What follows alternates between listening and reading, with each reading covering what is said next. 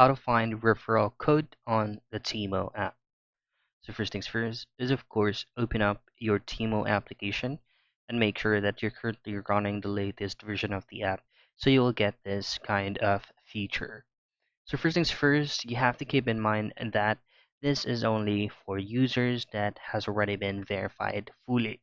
So if you haven't verified your account, you'll have to verify it first so you will earn credits and gift and as well as offers. So all you have to do is make sure that you're logged in, and then at the lower portion of your screen, you should be able to see a U option, which will immediately take you to your account settings or profile.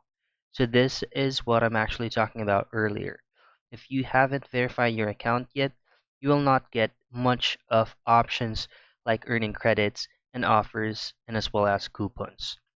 So if you already verified your account, you just simply tap on earn credits and free gifts, open it up, and you should be able to find refer a friend. Simply hit on that and you should get your code or your referral link.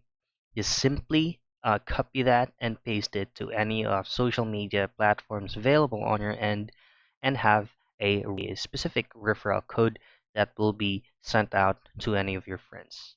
And that's it. That's how you find your referral code on the Temu app.